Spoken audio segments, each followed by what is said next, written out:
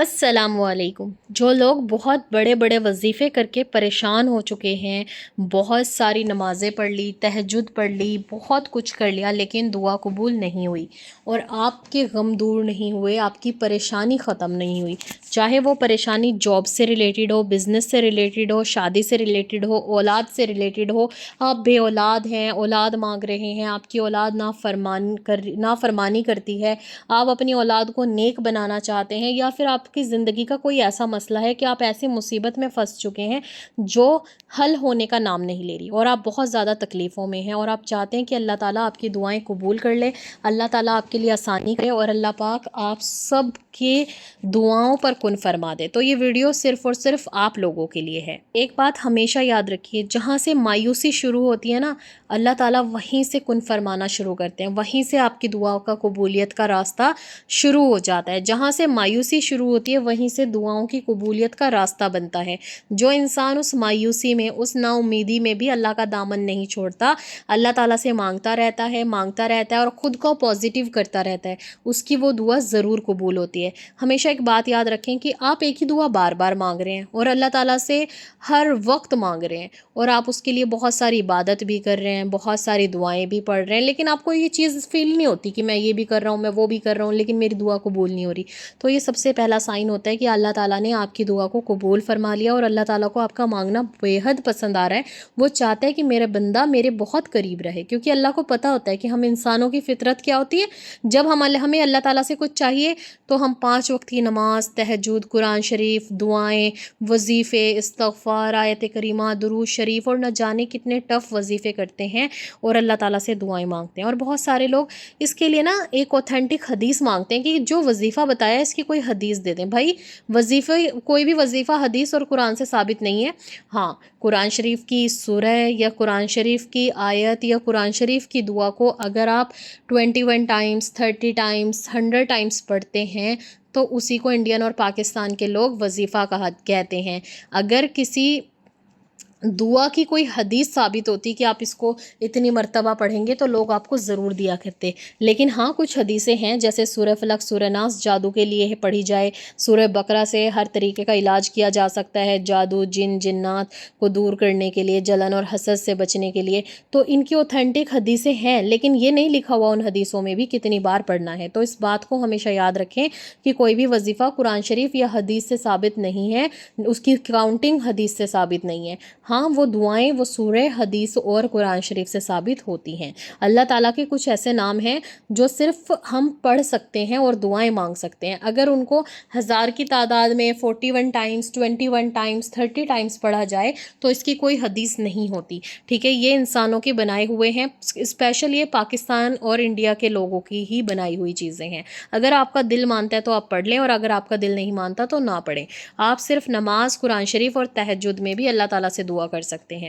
تو دیکھیں اگر آپ ہر چیز کر کے تھک گئے، تو آپ لوگوں سے ریکویسٹ ہے کہ آپ لوگ میرے کہنے سے صرف استغفار پڑھنا شروع کر دیں۔ جتنا زیادہ استغفار کریں گے اتنا ہی آپ کے گناہ دھلیں گے، آپ کے گناہ معاف ہوں گے، اور جتنے گناہ کم ہوں گے اتنا ہی رزق زیادہ ہوگا۔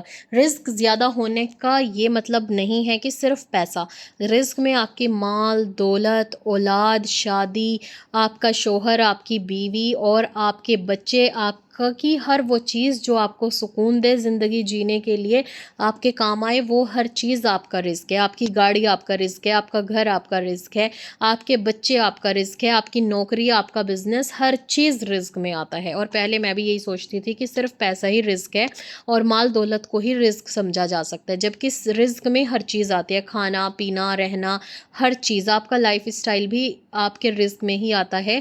جتنا زیادہ گناہ ہوں گے اتنا ہی رزق کم ہوگا، اتنی ہی غربت اور اتنی ہی غریبی میں آپ جائیں گے، اور جتنے زیادہ آپ کی نیکیاں ہوں گی آپ کا رزق بھی اتنا ہی ہوگا۔ اب اس کا مطلب یہ نہیں ہے کہ جو لوگ غریب ہیں وہ گناہ گار ہیں، اس کا مطلب صرف اتنا ہے کہ ہمیں کوشش کرنی چاہیے، ہر وقت استغفار کرتے رہنا چاہیے، اللہ تعالیٰ سے سچے دل سے مانگنا چاہیے، اور جو انسان استغفار کر کے اس دنیا کی کوئی بھی چیز مانگے گا نا، اللہ تعالیٰ اسے وہ بھی عطا کریں گے۔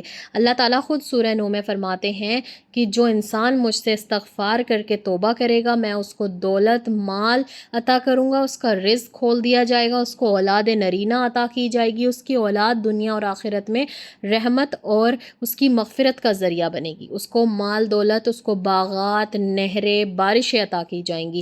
آج کے ٹائم پر ہمیں جن چیزوں کی ضرورت ہے وہ ساری چیزیں اس چیز میں کنورٹ ہو جائیں گی، جیسے بزنس، ہماری جاب میں پرموشنز، عزت، شہرت، اس طریقے سے. تو دیکھیں، استغفار ضرور کریں. اگر آپ کوئی بھی پریشانی میں مبتلا ہیں تو میں آپ لوگوں کے ساتھ ایک چھوٹی سی میریکل سٹوری یہاں پر شیئر کر رہی ہوں، اسپیشل ان کے لیے جو 30 دن کا استغفار کر کے سوچتے ہیں کہ ہماری دعا قبول ہو جائے.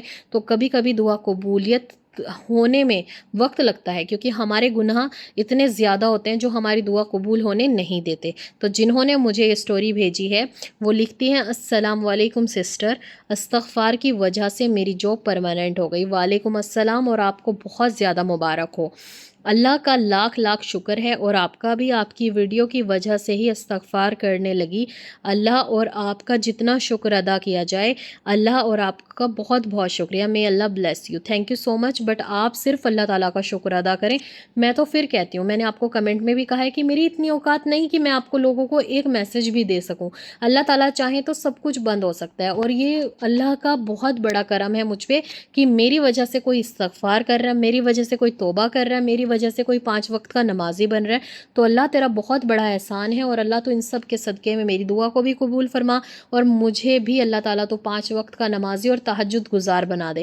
الحمدللہ ہم پڑھتے بھی رہے نا نمازیں، تب بھی ہمیں یہ دعا اپنے لیے ضرور کرنی ہے. اور ایک کمنٹ آیا تھا: آپ کی ویڈیوز بہت اچھی ہوتی ہیں، آپ کے ذریعے میں نماز پڑھنے لگی ہوں، عبادت کرنے لگی ہوں. آپ کا بہت شکریہ. دعاؤں میں یاد رکھیے گا انشاءاللہ.